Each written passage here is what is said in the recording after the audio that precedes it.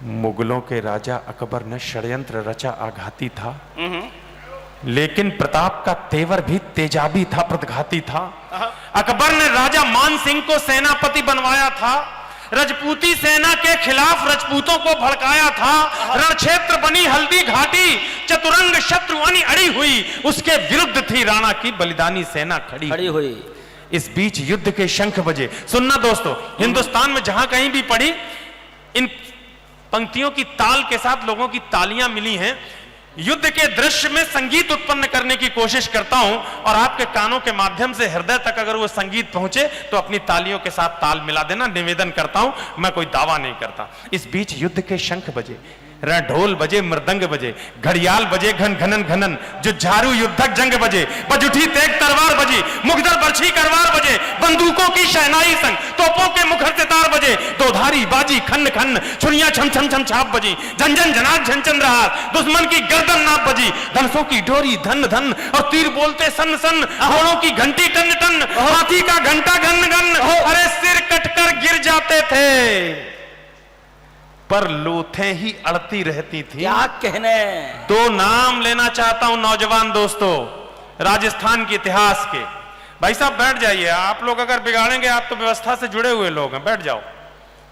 सिरकट दो नाम लेना चाहता हूं, जयमल राठौर और कल्ला राठौर।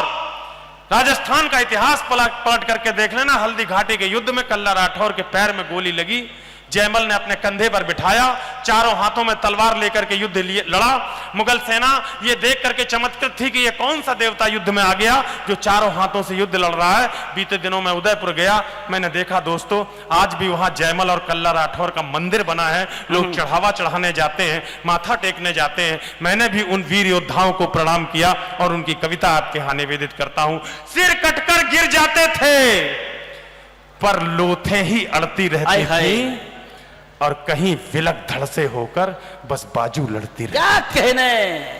अभिनंदन, अभिनंदन, इस तेवर का अभिनंदन, इस कविता का अभिनंदन, चेतक महावीर का अभिनंदन। वाह, स्वीकारो स्वीकारो स्वीकार करो। अभिनंदन मेरे भाई, अभिनंदन। सिर कटकर गिर जाते थे पर लोथें ही अड़ती रहती थी, हाय हाय, और कहीं विलक धड़ से होकर बस बाजू लड़ती रहती थी। जिसको भभोड़ देता चेतक, उसका बख्तर कट जाता था, जिसको भाला घुस जाता था, गुब्बारे सब फट जाता था। साफ तो अब देना बुंदेलखंड के तेजस्वी लोगों, वो गुब्बारे सब फट जाता था। वो नीले घोड़े का सवार तूफान दिखाई देता था। वाह, जिस ओर निकल जाता चेतक, शमशान दिखाई देता था। जिंदाबाद, अभिनंदन। वो नीले घोड़े का सवार। कोशिश करता हूं चेतक को आपके बुंदेलखंड में लाने की। मैं फिर कहता हूं कि हिंदुस्तान में जहां भी पढ़ा, चेतक के पैरों की ताल के साथ लोगों ने तालियां मिलाई हैं। आज मेरी भी परीक्षा है कि मैं उन पौरुषवान लोगों के बीच कविता पढ़ रहा हूं जिनके नाम की धाक पूरे हिंदुस्तान में है कि बुंदेलखंड के लोग सिर्फ तलवारें सुनना नहीं जानते, इनकी तलवारों का भगवा पानी किसी भी अंग्रेज सल्तनत को घुटने टेकने पर मजबूर भी करती है। तब उन तेजस्वी के लोगों के बीच पढ़ के ये देखना चाहता हूं कि मैंने स्थान का चयन गलत तो नहीं किया। अगर स्थान सही चयनित किया होगा तो मैं पूरे आनंद के साथ वापस जाऊंगा। सुनिएगा। वो नीले घोड़े का सवार, वाह, तूफान दिखाई देता था। जिस ओर निकल जाता चेतक, शमशान दिखाई देता था।